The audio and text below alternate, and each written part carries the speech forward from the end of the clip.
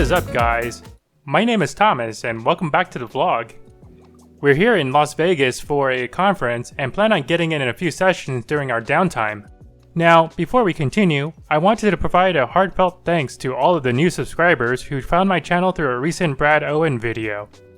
It was surreal having the opportunity to sit down and mix it up with Brad in person, and it's absolutely incredible to see all of the support and positive vibes that all of you have brought to this channel. Make sure to stay tuned all the way to the end of the video where we'll be covering that epic hand between Brad and myself in never seen before footage. You're not going to want to miss out because it's a pretty sick one. We just checked into our accommodations over at Vidara, located right next to the Aria, and since our room isn't ready just yet, we're walking through the Bellagio and over that infamous bridge to Caesar's Palace to meet up with one of our longtime friends and to get into a friendly 1-3 game while we wait. We'll also be headed over to the Bellagio poker room on the way back to sit down and spend a bit of time playing in a 5-10 session as well. As I mentioned earlier, we're here at the 1-3 game at Caesar's to kick it with one of our friends who's also in town. We buy in for the table max of 300, and on the very first hand we're dealt in, we look down at pocket queens in the cutoff.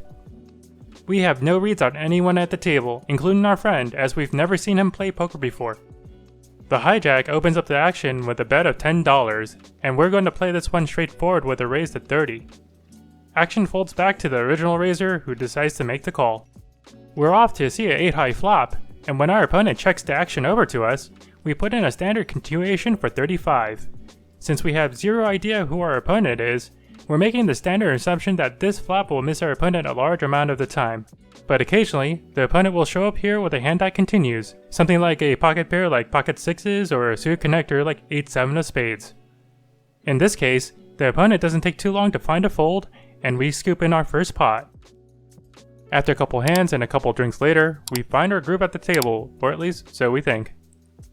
In this next one, the first player to act limps in for $3, and when action gets to us on the button, we raise to 12 with a speculative 9-8 off. Not a premium, but definitely playable at this table. The blinds end up folding, and we're heads up. The flop comes out 9-6-6, and when it's checked over to us, we put in a bet of 15. Pretty standard, I'd say, and to no surprise, we get a pretty standard call. Now to our surprise, the turn is another 9, which is pretty interesting since it looks relatively safe given the action. It gets checked over to us again, and this time we decide to bet another $15 to mask the strength of our hand.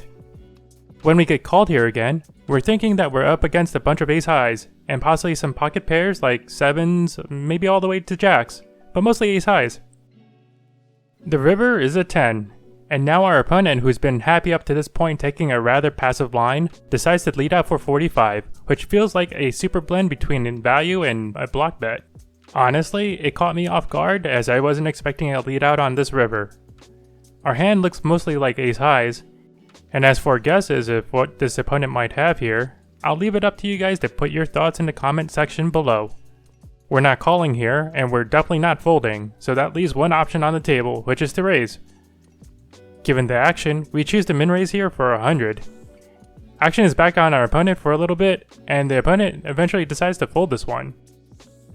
This last 1-3 hand I don't have footage for, but I'm including it in the vlog as it involves my friend Edwin, a slow roll, and a fun side bet.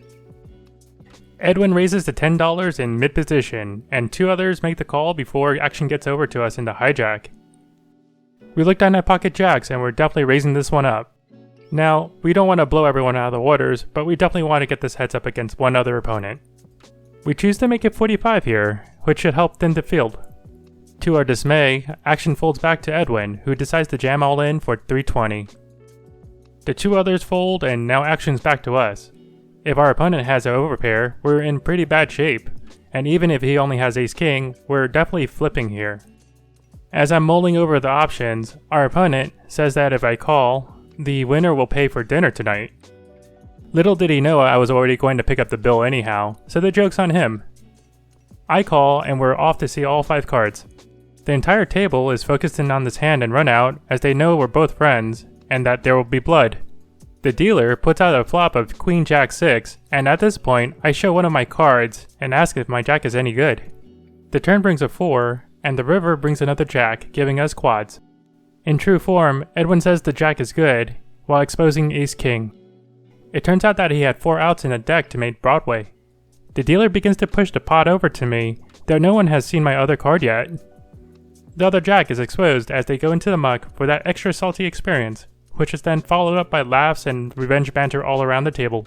No worries, Edwin, dinner's on me tonight. We rack up shortly after and head back to the hotel to get checked into the room, register for that conference, and then head over to the Bellagio for a quick 5-10 session. Alright, our time at the Bellagio was pretty short, but nevertheless, we're going to end up covering some hands. After about an orbit of sitting down, this game didn't look like a great lineup for several reasons. Reasons I won't get too much into detail, since we've already covered that in vlog number 14. However, for those interested, I'll include a link in the description below. Anyhow, in this hand, we're dealt in pocket kings in the cutoff. We raise this up to 30, and just a big blind calls. The flop comes at jack high, and when it's checked over to us, we continue for 40, which puts a quick end to the hand. Exactly an orbit later, a mid-position player limps in for 10, and the hijack raises to 40. We find pocket kings in the cutoff again, so we're putting in a 3-bet here to 140. The action folds back around, and we'd pick up this pot uncontested. These next 3 hands happen fairly quickly, one after another. For the first one, we look down at pocket 3s in the cutoff. The hijack opens to 40, and we call playing roughly 1600 behind. The flop comes out ace-7-4 with 3 hearts, and the opponent continues here for 30.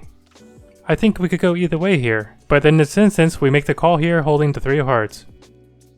The turn brings the 6 of clubs, making the board a bit more connected. When the opponent checks this one over to us, there's little point in betting here, so we check it back. The river is a 3 of spades, which is an interesting card. Given the action so far, I don't think we necessarily needed this card to show up on the river. When the opponent checks this one over to us, we decide to polarize our hand here and bet slightly over pot. The opponent doesn't think too long about it and then ends up making the fold. In the very next deal, we look down at king-queen of clubs. We open this one up to 30 when it gets to us in the hijack. The action folds around to the big blind, who makes the call. The flop comes out queen-jack-6 rainbow, and the big blind leads out for 30. I don't think there's much to do here but to smooth call and see what develops on the turn. The king of hearts on the turn gives us top 2.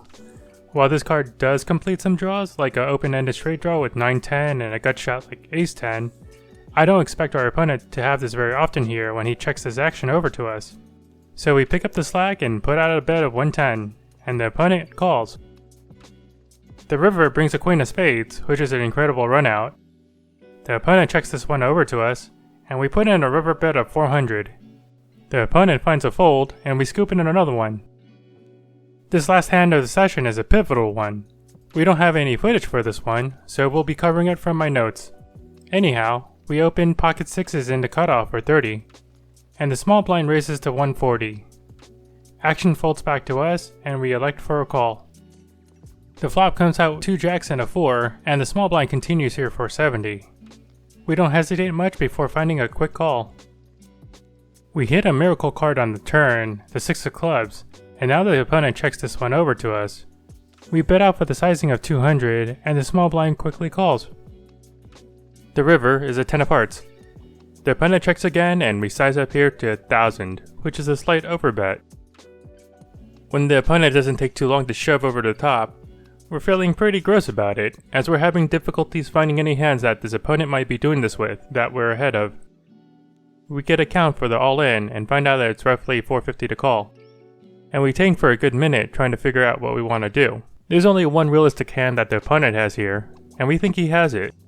That being said, we still make the call anyhow, and get shown exactly pocket 10s for a 2-outer on the river. It's a pretty gross situation, and while I do think some of it was self-inflicted, I don't know if this plays out much differently either. Yeah, I'm definitely gonna be thinking about this one for a while. We rack up shortly after to call it a day, but as mentioned, stick around for that crazy hand between Brad Owen and myself during the outro. Meanwhile, check out some gratuitous shots of the Bellagio poker room ceiling as we check out the results from today's sessions. Okay, this hand happens a few days after the session covered in this vlog. We're sitting in a Bellagio 510 game where there's a $30 double board PLO bomb pot every dealer change. The winner of this hand will pay time for the entire table. This hand is one of those fascinating ones, for a multitude of reasons. One of them is that we're going to end up in a massive hand with Brad Owen, so thoughts of grandeur about some coveted Bradley dollars come to mind. On to the story. We're in mid-position with kings and 2 connected cards, which can really connect well on some boards. It's a fun little hand, and I like it even more that we don't have to worry too much about the pre-flop action in the bomb pot. We're going 7 ways to the flop. The first board is Jack 8-6 with 2 hearts. We flop an open-ended straight draw where any non-heart queen or 7 gives us the nuts. The second flop is King 9-8 Rainbow, which gives us top set and is effectively the nuts right now. If we think about board synergies, there's a lot of available information about potential draws out there. For instance, it's much less likely that someone might have a set of 8s or 9s now, since many of those cards are either on this board or in our hand. The small and big blind check, and the early position opponent opens the betting by tossing out a black $100 chip. We're next to act, and we're wondering what he could have here, where he's leading into the rest of the table. Both flops are fairly well connected for PLO, but my sense is that the top one is a lot more fluid. We decide to put in a raise here to 400 to thin the field and charge other draws. The action folds all the way back to our opponent, who decides to make the call. We're hoping for a couple good turns where we can continue our aggression and potentially take down this pot. The top turn is a queen of diamonds, giving us the nut straight. We definitely like that card, though our hand is still relatively vulnerable to now 2 available flush draws, along with paired out possibilities. The bottom turn is a 3 of clubs, which is a safe card that doesn't change the texture of the board. We now have the effective nuts on both boards with 1 street to come, which is an amazing situation to be in. Our opponent checks it over to us, and we have about 1500 remaining in our stack. Our opponent has us covered, and while stack sizes are a little odd here in the sense that we can't shove the turn, we can make a pot size raise to put our opponent to a decision to play for stacks. We announce pot and put out 1010. Action is now back to our opponent, who doesn't look all that happy, but doesn't take too long to announce all in. We call and our opponent immediately shows aces and 6s, giving him a flush and house draw on the top board for a total of 16 outs, and 2 ace outs on the bottom board. We feel like we're in pretty good shape here, although there's still plenty of opportunity to make this a chop pot. Our opponent asks to pair the top board as the queen of spades is dealt, and then receives one of the 2 aces on the bottom board to scoop the pot. We congratulate Brad on his win, dust things off, and then reload for 1500. We didn't claim any of those coveted Bradley dollars this time around, but perhaps next time. Brad is a full-time Vegas professional, vlogger, and business owner. He was also kind enough to provide a shout-out for this channel in one of his videos, which I'll link below. So Brad, if you're watching this, thanks again, as I'm very humbled, and maybe one day we'll get an opportunity to sit down again. For the rest of you, stay tuned as we cover some more content in the upcoming vlogs. Maybe we'll have the opportunity to turn things around. Thanks again for joining me on another poker vlog. Take care of yourselves, stay safe, and see you next time.